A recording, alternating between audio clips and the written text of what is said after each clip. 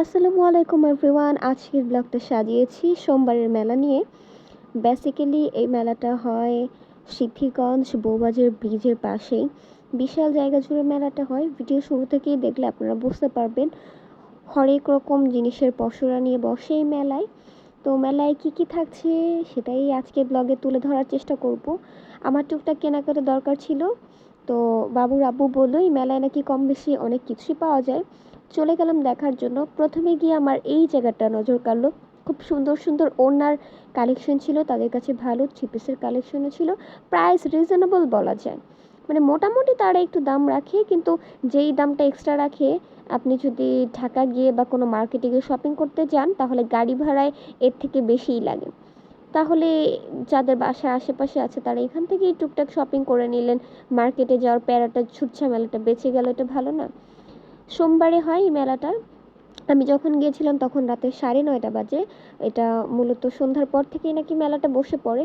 তো এখানে দেখতে পাচ্ছেন কাপড়ের সব রকমের আইটেম ছিল, টুকরা কাপড় থেকে শুরু করে গজ কাপড়, লেসেস, পাশাপাশি মেয়েদের বিভিন্ন রকমের জুতা, কসমেটিক্স থেকে শুরু করে ঘরের বিভিন্ন পণ্য, ঘর সাজানোর অ্যাক্সেসরিজ, হাঁড়ি পাতিল, কাপ বাটি, কাচের জিনিসপত্র, প্লাস্টিকের জিনিসপত্র, স্টিল এবং সিলভারের জিনিসপত্র সবই পেয়ে যাবেন। পাশাপাশি মেলায় আরেকটু বেশি ইন্টারেস্টিং লেগেছে, খুব কম এবং রিজনেবল প্রাইসে এই যে মেয়েদের টুকটাক হরেক মালের জিনিসপত্র পেয়ে যাবেন। আর মেলায় দুইটা জায়গা ছিল, দুইটা দোকান আমার কাছে খুব বেশি ভালো লেগেছিল। তার আগে দেখেন এই লেসের কালেকশনগুলো। যারা সেলাই কাজ করেন বা ড্রেস ডিজাইন করতে চান তারা কিন্তু এখান থেকে খুবই রিজনেবল প্রাইসে লেস পেয়ে যাবেন। আর এখানে সুতা দেখে তো আমার মনে চাচ্ছিল আমি সবগুলো ঘরে নিয়ে এসে পড়ি।